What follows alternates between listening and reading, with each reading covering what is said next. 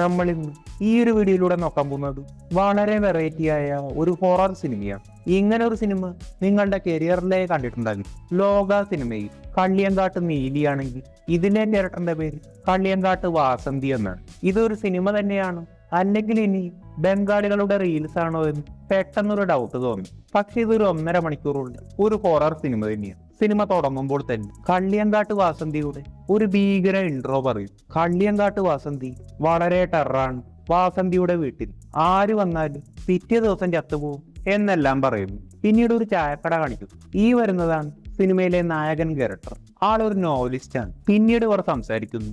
ഈ ഒരു സിനിമ ആകെ 1.5 മണിക്കൂറേ ഉള്ളൂ എങ്കിലും 1 മണിക്കൂറിലാകാൻ അതുകൊണ്ട് 2x ഇട്ടിട്ട് വരെ ഞാൻ ഫോൺ വലിച്ചെറിഞ്ഞു കളയും. അങ്ങനെ നോവലിസ്റ്റ് പറയും, എനിക്ക് കഥ എഴുതാൻ വാടകയ്ക്കൊരു വീട് വേണമെന്ന്. വാടക എത്ര കൊടുക്കുമെന്ന് ചോദിച്ചപ്പോ ആള് പറഞ്ഞു 1500 രൂപ കൊടുക്കാൻ. അപ്പോൾ അവര് പറഞ്ഞു ആ ഒരു പൈസക്ക് ഇവിടെ ആകെ ഒരു വീടേ ഉള്ളൂ, അത് വാസന്തിയുടെ വീടാണെന്ന്. ആൾ ഓക്കെ പറഞ്ഞു. ഒന്നുകൂടി ഒന്ന് ആലോചിച്ചിട്ട് പോരെന്ന് ചോദിച്ചപ്പോ നോവലിസ്റ്റ് പറഞ്ഞു എനിക്ക് ഏത് വീടായാലും മതിയെന്ന്. അങ്ങനെ വാസന്തിയുടെ വീടെടുത്തു. അങ്ങനെ ആളുടെ ഡ്രസ്സെല്ലാം മാറി. പെട്ടെന്ന് പൂച്ച കരയുന്ന സൗണ്ട് കേൾക്കുന്നു. ആരോ സംസാരിക്കുന്ന ശബ്ദം, അങ്ങനെ പല ശബ്ദം. ആള് പുറത്തിറങ്ങി നോക്കും. അപ്പോൾ ഫുള്ള് സൈലന്റ് ആണ്. അങ്ങനെ വീണ്ടും തിരിച്ചു കയറും. പെട്ടെന്ന് വീണ്ടും ശബ്ദം കേൾക്കും. വേറെ ആരാണെങ്കിലും പെട്ടെന്ന് തന്നെ പേടിച്ച് വീടിന്റെ പുറത്തേക്ക് പോകും. പക്ഷെ ഈ ഒരു ക്യാരക്ടർ ഒരു റേഡിയോ കേൾക്കുന്നത് പോലെ വരുന്ന സൗണ്ട് അല്ല, എൻജോയ് ചെയ്യുകയാണ്. അങ്ങനെ സൗണ്ട് കേട്ട് പതുക്കെ ആൾ ഉറങ്ങിപ്പോയി. അങ്ങനെ രാത്രിയായി വരികയാണ്. ഒരു മൂങ്ങയെ കാണിക്കുന്നു, ഒരു പാമ്പിനെ കാണിക്കുന്നു. പെട്ടെന്നാണ് കള്ളിയങ്കാട്ട് വാസന്തിയുടെ ഉണ്ടോ. ഇതാണ് കള്ളിയങ്കാട്ട് വാസന്തി. ഈ ഒരു എയറിൽ നിൽക്കുന്ന സീൻ തന്നെ 10 മിനിറ്റാണ് കാണിച്ചത്. 2x ഇട്ടിട്ട് നീങ്ങിയില്ല. അങ്ങനെ സ്കിപ്പ് ചെയ്ത് കളഞ്ഞു. പിന്നീട് വാസന്തി വീടിന്റെ മുകളിൽ നിൽക്കുന്നു. ഇത് കഴിഞ്ഞ് വാസന്തി വീടിന്റെ അകത്ത് നിൽക്കുന്നു. അങ്ങനെ നോവലിസ്റ്റ് കഥ എഴുതാനിരിക്കുമ്പോൾ പെട്ടെന്ന് ചെയർ നീങ്ങി വരും. പെട്ടെന്ന് ആ ഒരു ചെയറിൽ വാസന്തി കയറിയിരുന്നു. പെട്ടെന്ന് ഇങ്ങനെ ഒരു പ്രേതം വന്നാൽ ആർക്കാണെങ്കിലും പേടിച്ച് അറ്റാക്ക് വരും. പക്ഷെ ഈ ഒരു നോവലിസ്റ്റ് ഒന്ന് ഞെട്ടിയത് പോലും ഇല്ല. ആൾ ചോദിക്കുന്നു നീ ഏതാ, എന്താ ഇങ്ങനെ ഡ്രസ് ഇട്ടാക്കണേ? അപ്പോൾ വാസന്തി പറയും ഞാൻ ചത്തുപോയതാണ്. ചത്തുപോയ ആളുകൾ പ്രേതം എന്ന് വിളിക്കുമെന്ന്. ആള് ചോദിക്കുന്നു ചത്തു കഴിഞ്ഞാ പൊക്കൂടെ, എന്തിനാ പിന്നെയും വന്നതെന്ന്? ഞാൻ എൻ്റെ വീട്ടിൽ വരും പോവും, നീ ഏതാന്ന് വാസന്തിയും ചോദിക്കുന്നു. നോവൽ എഴുതാൻ ഇങ്ങനെ ഒരു അറ്റ്മോസ്ഫിയർ ഞാൻ തപ്പി നടക്കുകയായിരുന്നു. ഇത്രയും ഭംഗിയുള്ളൊരു പ്രേതത്തെ ഞാൻ എൻ്റെ കരിയറിൽ കണ്ടിട്ടില്ല എന്ന് ഈ ഒരു വ്യക്തി പറയുകയാണ്. നോക്കിയപ്പോ പ്രേതം അവിടെ ഇരുന്ന് കരയുന്നു. അങ്ങനെ പ്രേതം പോയി. ഒന്നും കൂടി വന്നിരുന്നെങ്കിൽ കഥ എഴുതാൻ ഒരു ത്രില്ലായെന്ന് ഈ ഒരാൾ പറയുന്നു. അങ്ങനെ പിറ്റേ ദിവസം മറ്റേ ചായക്കടക്കാരൻ നടന്നു വരും. പെട്ടെന്ന് വാസന്തിയെ കണ്ട് പേടിച്ചോടും. അങ്ങനെ രാവിലെ നോവലിസ്റ്റ് നമസ്കാരം ചെയ്യുന്നു. പെട്ടെന്ന് തന്നെ പിന്നെയും രാത്രിയായി. പിന്നെ രാവിലെയായി ആള് നമസ്കാരം ചെയ്യുന്നു. ഇത്തവണ വെറൈറ്റിക്ക് ചായ കുടിക്കാൻ പോകുന്നുണ്ട്. ഈ ഒരു ചായക്കടയിൽ ചായക്കടക്കാരന്റെ ചില കഥകൾ പറയുന്നു. വാസന്തിയുടെ അച്ഛൻ പണ്ട് തന്റെ ചികിത്സയ്ക്ക് വേണ്ടി ചായക്കടക്കാരന്റെ കയ്യിൽ നിന്നും പൈസ വാങ്ങി തിരിച്ചു കൊടുക്കാൻ പറ്റി. അപ്പോൾ വാസന്തിയുടെ സ്വത്തല്ല ഈ ഒരു ചായക്കടക്കാരൻ തട്ടിയെടുത്തു. അങ്ങനെ നോവലിസ്റ്റ് ചായ കുടിക്കാൻ വന്നു. പെട്ടെന്ന് ആള് ചോദിച്ചു ഈ വാസന്തി ആരാ?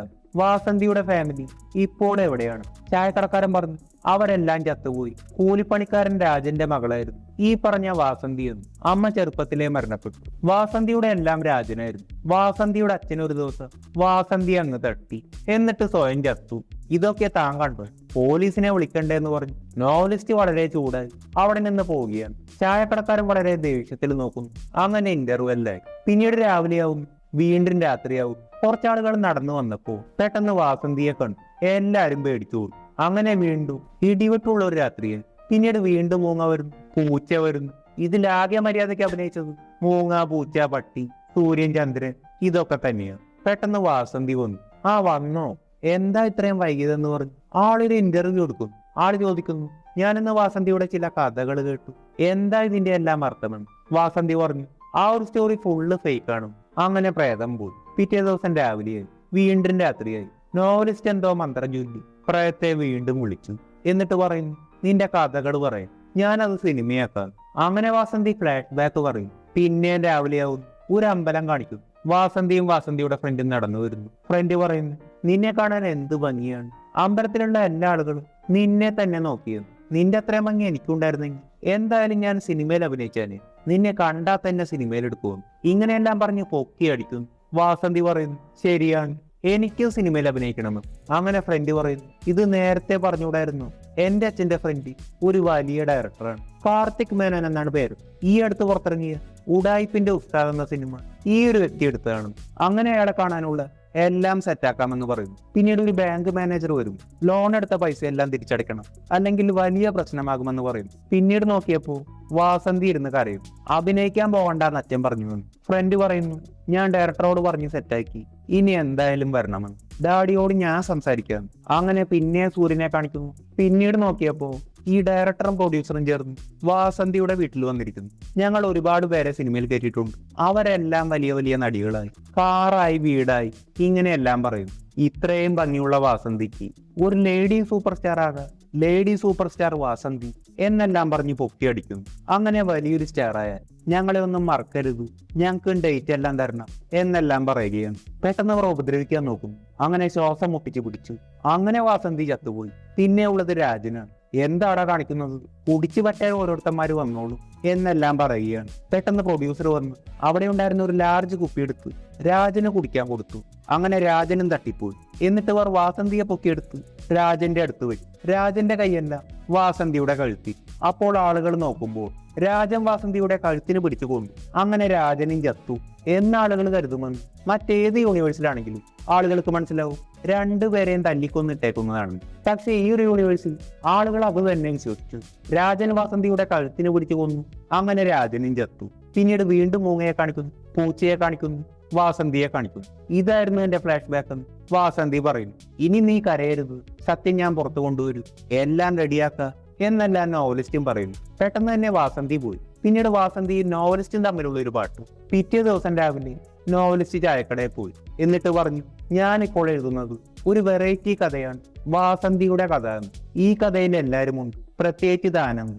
ഈ ഒരു കഥയിലെ വില്ലൻ തന്നെ താനാണെന്ന് പറയുന്നു. അപ്പോൾ ചായക്കടക്കാരൻ പറയുന്നു, എന്തിനാണ് ഇങ്ങനെയെല്ലാം ചെയ്യുന്നത്? ഒറിജിനൽ കഥയിലെ വില്ലൻ ആ ഒരു ഡാഡിയും വില്ലത്തി വാസന്തിയുമാണ്. നോവലിസ്റ്റ് പറയുന്നു, അങ്ങനെയല്ല, നിങ്ങളുടെ മകൾ അഥവാ വാസന്തിയുടെ ഫ്രണ്ട് സിനിമാക്കാരെ കൊണ്ടുവന്ന് കൊല്ലിച്ചതാണ്, അല്ല ഇത് ഫേക്ക് ആണെന്ന് ആള് പറയും. അങ്ങനെ പിന്നെ സൂര്യനെ കാണിക്കുന്നു. ചായക്കടക്കാരൻ പ്ലാൻ ചെയ്യുന്നു എങ്ങനെയെങ്കിലും നോവലിസ്റ്റിനെ തട്ടണമെന്ന്. അങ്ങനെ ഒരു ഗുണ്ടയെ കൊണ്ടുവരുന്നു. പിന്നീട് റീൽസിലെ ബംഗാളികളുടെ ഫൈറ്റ്. അങ്ങനെ നോവലിസ്റ്റ് ജയിച്ചു. അങ്ങനെ ക്ലൈമാക്സ് ആയി. വാസന്തിയോട് നോവലിസ്റ്റ് പറയുന്നു, ഞാനിത് സിനിമയാക്കും. അങ്ങനെ എല്ലാം പുറത്തു കൊണ്ടുവരുന്നു. വാസന്തി പറയുന്നു, താങ്ക് യു, അങ്ങനെയെങ്കിലും ഞാൻ സിനിമയിൽ അഭിനയിക്കട്ടെ. അങ്ങനെ വാസന്തിയെ ബ്ലെസ്സിങ് ചെയ്തു ആള് പരലോകത്തേക്ക് വിടും. അങ്ങനെ പടം കഴിഞ്ഞു. ഇതാദ്യമായിട്ട് കണ്ടപ്പോൾ ഞാൻ ക്ലൈമാക്സ് എത്തിയിരുന്നില്ല. അതിനു മുമ്പേ ഫോൺ എറിഞ്ഞു കളഞ്ഞു. നീ എന്നെ ഭയപ്പെടുത്താന്ന് കരുതണ്ട. നിന്റെ കയ്യാങ്കളിയൊന്നും എന്റെ അടുത്ത് നടക്കത്തില്ല. സ്വാമിയേ ശരണമയ്യപ്പ, ഞാൻ ചില മന്ത്രങ്ങൾ ഉരുവിടും.